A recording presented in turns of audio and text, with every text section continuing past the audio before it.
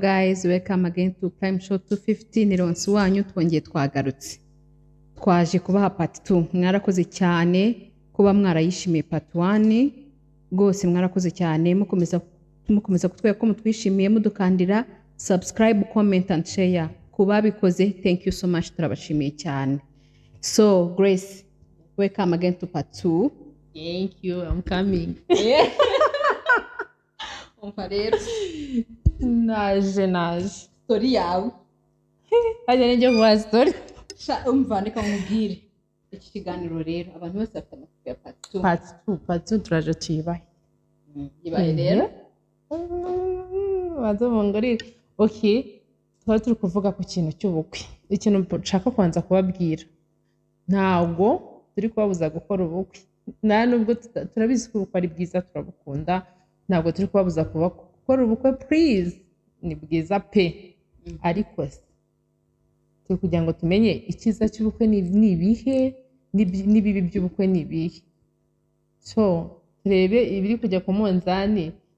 deja tumenye ase ni byaba intambara gukora ubukwe cyangwa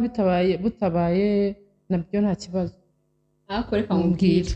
njyewe ngendeye kuri part 2 ya mbere twakoze ukuntu nabonye abantu barayakiriye. Menye ikintu kijyanye n'ubukwe bwa mbere kijya gikoma abantu, menya kijya kibabangamira, kuko abantu bakomeje kumbwira ati shati irano zanyu ni nziza, ira content yanyu ni nziza. Ikintu kijyanye n'ubukwe ku basore bwa mbere n'abakobwa, ati rwose muzatubwire ikiza cy'ubukwe gukora ubukwe bwa mbere n'ikiza cy'ubukwe gukora ubukwe inyuma nyene mwarabanye. Ibyo ngibyo rero byo tugiye kuza kubabwira rero, kugira ngo twese twisangemo,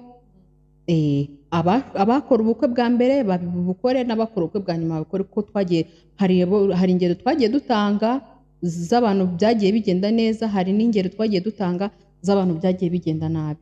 So rero reka Grace tubwire ko gukora ubukwe mbere,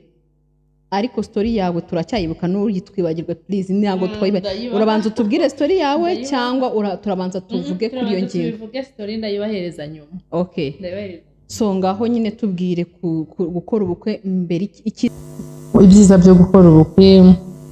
Ngiye ukuntu mbibona, okay, birahari pe kandi byinshi twese dukunda. Icya mbere, gukora ubukwe biguhesha icyubahiro mu muryango, ugahesha ishema ababyeyi, ukanezeza abantu, ukabaha ibiryo bakarya bakagenda bishimye ngo igikwe bwari bwiza. So ikindi cyiza cyo gukora ubukwe, bituma abantu bagiye kubana bagenda nyine bari fieri, ugahura n'abantu ukumva uri fieri y'urugo, ukagenda wumva nyine mbese nta soni nta bwoba, uvuga ati kabisa nakoze ubukwe. Hari umukobwa nzi muri corona nyene yanze kujya ku mugabo. Aravuga ati ngiye ku mugabo narakora ubukwe. Ndaje ndamubwira none se wagiye mu murenge? Ahita ambwira ngo hoya, ngo ngewe narakora ubukwe ngo abantu nge nambuka ngo abantu bambwire ngo se wakoze ubukwe ryari, nge ngenda niparaguzwe mbabwira ati nahise njya mu rugo. Ati wapi, ngomba kubanza gukora igikwe kugira ngo ngenda abantu nyine bavuga ati ubukwe bwagenze neza, ati waradushimishije cyane. So urumva ko nako kantu nyine karimo yuko nyine umuntu nyine yakora ubukwe bwa mbere. Okay, akenshi nyine ubukwe bwa mbere ugiye kubana n'umuntu, society zamo cyane abantu barabibona gute? Niyo ya mbere abantu babibone ko nakuze ubukwe nanjye nambaye ikanzu, iriya kanzu abakobwa niyo baba bashaka. Abantu bari kubivuga, basigaye babivuga cyane, ngese ngo ni gute ngo umufiye mere ngo yambaranga ikanzu ngo kandi yarabyaye akanitwikira. Ariko se ndi kumva nta n'imbogamizi ziba zirimo. Si ubukwe se nyine, ubukwe kandi umuntu abikora uko abishaka. Yaje abagomba kwambara agatimba, nose ni gute utakwambara agatimba kandi wakoze ubukwe? Okay, ndumva ari byo byiza. Turebe n'ibibi noneho byo gukora ibiharira bivugeho nabyo nyine, kuko urumva ibyo ngibyo ibibi nibyo biri buze nyine bituma bivuga ati reka tuzabukore nyuma twarabanye. So rero ariko nyine sindi no kumva ko biraza kuza kuba ari bibi gusa, ni impact, negative impact yo kuvugaho. Rero Grace watubwira ku bushakashatsi nyine wakoze nyine ikibi cyo gukora ubukwe imbere. Okay, turebye muri rusange gukora ubukwe ufite ubushobozi it's okay, nta n'umuntu byanga kandi n'umuntu ukundana nawe, gusa nyine ibibi bigaragara nyuma y'ubukwe akenshi umuntu aba yarakoze nk'abasore asevinga amafaranga igihe kirekire akayakonsoma umunsi umwe wonyine, umunsi umwe wonyine amafaranga yaruhiye agahita ashira kugira ngo unezeze abantu barye bagenda bavuga ngo buriya bukwe bwari bwiza hari harimo ikiryo, mbese ugasanga ugiye muri crise kubera umunsi umwe. Number 2, ubukwe bushwanisha inshuti. Ahubwo nyine ako kantu ninjye ari kukavugaho cyane. Reka nkubwire, iyo buriya ashaka kwima umuntu intwererano, Yesu bisha byagiye bituba hari igihe twari dufite crise, noneho ubwo nyine umuntu akakohereza nyine nuza invitation nyine y'ubukwe, ubwo ni mushuti wawe, noneho nawe uri muri mu gakrize ko mu rugo uri kumva ekonomi imeze nabi mu rugo, ubwo ukaba ufite ubukwe bwa mushuti wawe ukavuga ati se koko ko mfite ibibazo nanjye bimeze gutya, uyu muntu ndajya kumutwerera biraza kungendekera ute, bikajya kubona ukabona umunsi uba ukugeze utarabona intwererano y'uwo muntu. Rero uwo muntu reka nkubwire gra nimwongera kuvugana byatubayeho muhita mushwana, wajya umwandikira kuri WhatsApp, ngewe hari n'igihe umuntu aba anapanga avuga ati ngewe nzabasura barabanye nyamuhe nyuma musure ngende musure neza ibyo nari kuzakora byose mbimukorere nyine nyuma y'ubukwe. Ariko iyo umuntu utamuhaye bura intwererano kanso umubano wanyu uba uhagaze babirangiye yongera ntabwo byoroshye. Abantu mufite inshuti zabavuyeho kubera ubukwe, hello turabasubiza cyane uwe mujye mubyumva ari gihe tuba dufite crise wifitiye ibintu mibare myinshi iki ubukwe bukaza ukabona ntabwo bivamo, ntabwo balance ukapate reka mbwirengagize nzamusura nyuma, kandi uwo muntu akenshi aba ari inshuti yawe nzamutwerera nyuma, ugasanga umubano wanyu urahagaze. Ubukwe noneho ikindi akenshi hari nk'abakobwa babana n'abantu badakunze kubera ubukwe, ugasanga fiance wawe ukunda cyane wihebe umutima wawe wose nta bushobozi afite, hakaza umutipe wakoreye ifaranga ufite amafaranga yakugeraho ugahita ufata akavuga ati ubukwe n'ejo mwundi ewana nta mwaka mukundanye ubukwe bugatabuka. Ahubwo kantu niko boneho hano bakunda kuvuga ngo umuntu ngo bakundanye amezi 2 ngo bahise babana kandi uwo muntu asanzwe afite umusheri abasanzwe mufite pe ntabwo rero nimukatubeshye ngo amezi 2 ngo bahise ngo babana. Uwo muhungu yari afite target, yari afite amafaranga, yari afite target yo kwita akora ubukwe. Wa wundi mwakundanye igihe kirekire aracyari kugusevingira kugira ngo mukore ubukwe. Iyo impact, negative impact ni mbi cyane. Icyo kintu abantu benshi byagiye bibabaha bavuga ati bakabura abantu bagiye bakundana kubera avuga ati ndacyari gushaka amafaranga y'ubukwe. Umukobwa yabona umutipe ufite gahunda ako kanya bakahita bakora ubukwe kandi batarakundanye, hakazamo cya kintu cya X muri mariage. Aho ngaho X arasenya kuko ubusanzwe umuntu udakunze kubera amafaranga usize X udafite amafaranga, noneho mukajya mwivuganira rimwe ukamuha n'uduceri uri boss ready. Iyo topic ni topic yindi buyiretse tugarukirizaho kuri buyihagaritse yo ngiye buyifunzeho ukira ku munzani ibyiza n'ibibi. Ubu nubwo twavuze ibibi byinshi ni byinshi barwanga. So rero reka tubibwire rero gukora ubukwe nyuma gukora ubukwe nyuma ku ruhande rwanjye njye nyambona ari byiza. Izo mbogamizi zose twavuze zikunda kutabamo. Ntabwo byo gukora ubukwe ubana n'umugabo ngo musevi ngo muvuge ngo muraspendinga cyane amafaranga ngo murangiriza musigare nta kintu mufite, muba mwarasevinze mwarabitekerejeho mukaba tugiye gukora ubukwe, kandi nta nubwo mukiri baba no kwa ngo twemeze ngo dutwike ngo iki, mukora nyine ibintu mwapanze wowe n'umugore wawe n'umugabo wawe cyangwa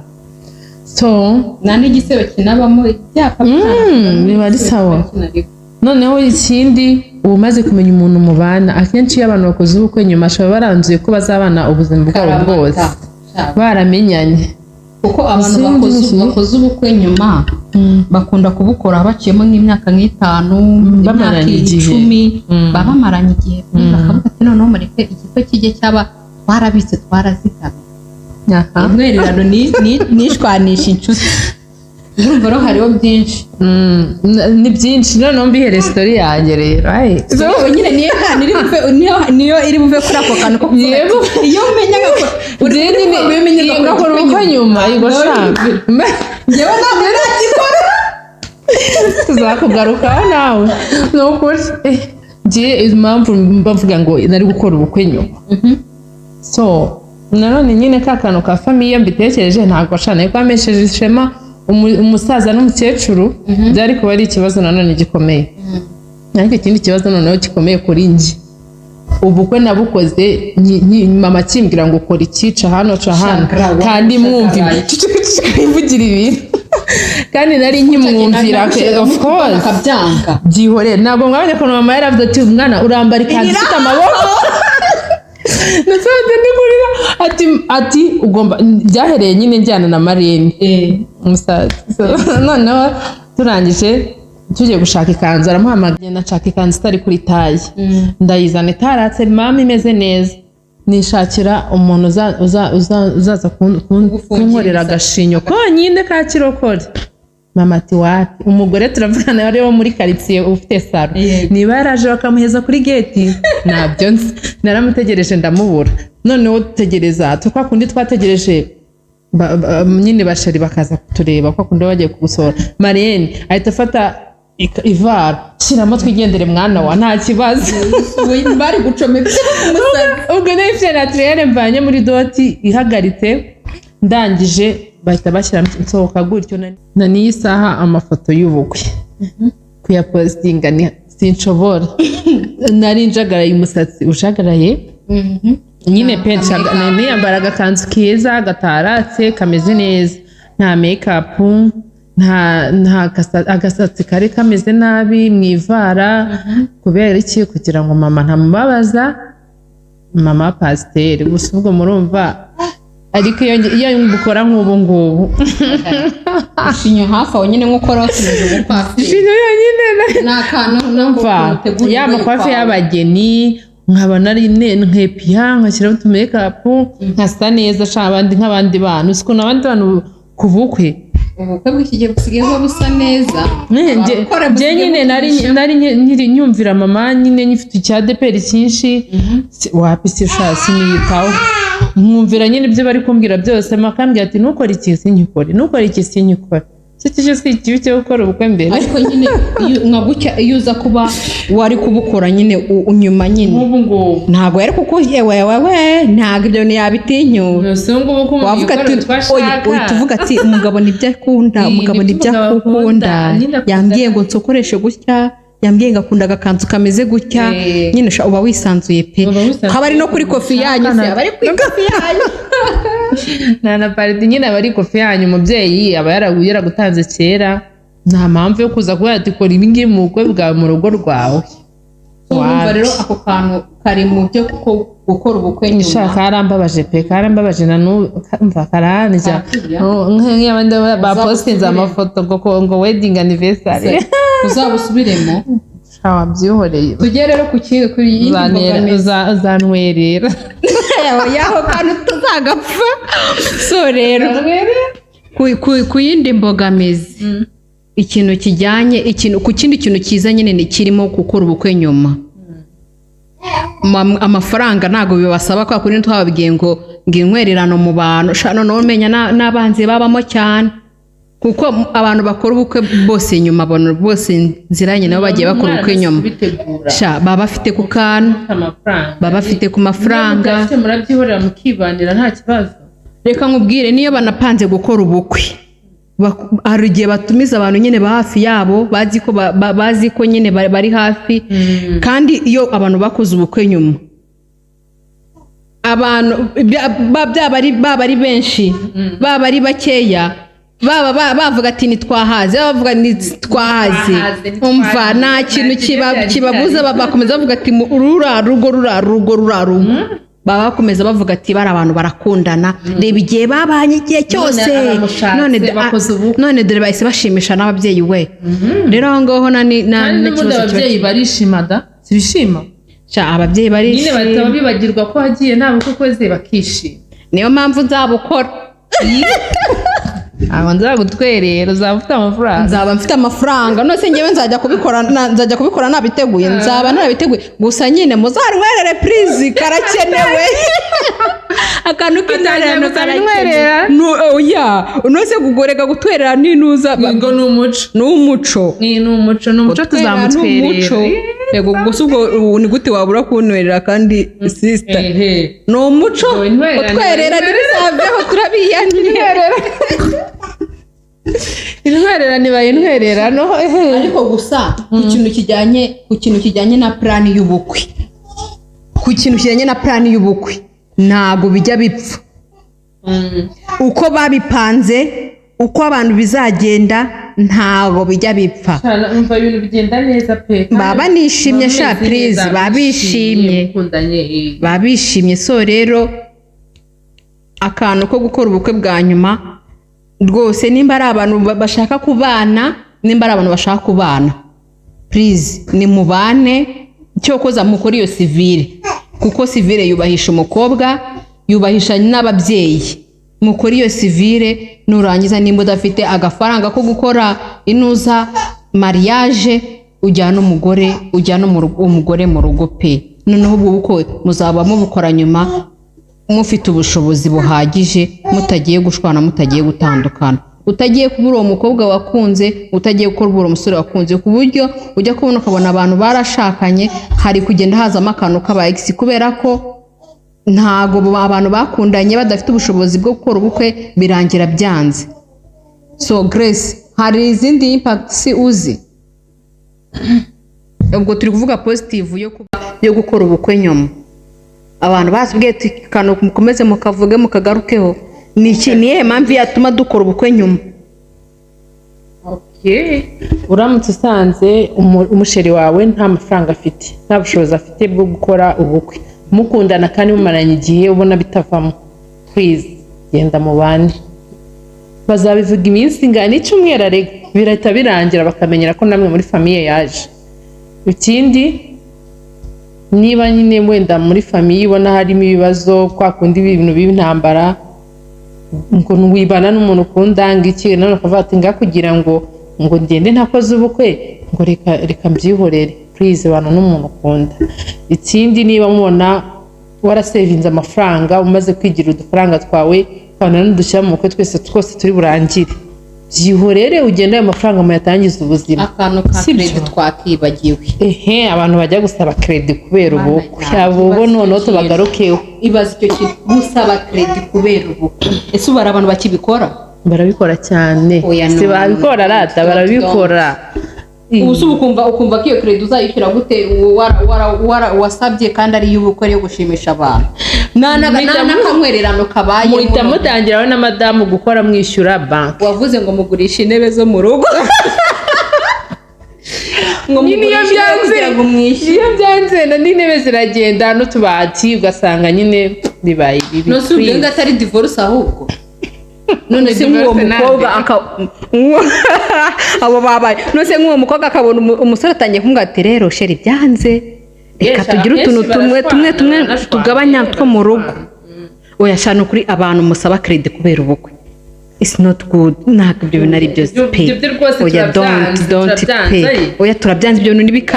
nibikabe please nibikabe credit oya ntabwo bisobanutse credit yo turayikansoniza tuyivanyemo noneho ukuntu ngiye nabyumva nimba udafite ubushobozi bwo gukora ubukwe ukatekereza mu mutwe ngo ni credit yo ugiye gusaba credit kugira ngo ushimishe umugore wawe umukobwa ushaka gushaka reka nkubwire bivemo bireke bivemo bireke rwose ugende mu bane cyangwa se niba atabishaka ubwo nyine n'ahandi babituma mushaka reka nkubwire Grace buriya reka mbabwire njyewe ndakora ubukwe uri kumva ntabwo nyine ndakora ubukwe mariage nyine ariko njyewe nakoze civile nziza barananwereye kuko nakoze blood shower uri kumva nakoze blood shower nziza yari nziza pe ndangije nkora na civile hazamo corona then ngewe na Sheri twari dushyushye ubukwe baravuga ngo wapi twari dushyushye turavuga ati wapi pe ntago ubukwe tuzajya kubutegereza reka tubane twahise tubana ariko nyine twagendaga duhura n'abantu nyuma ya covid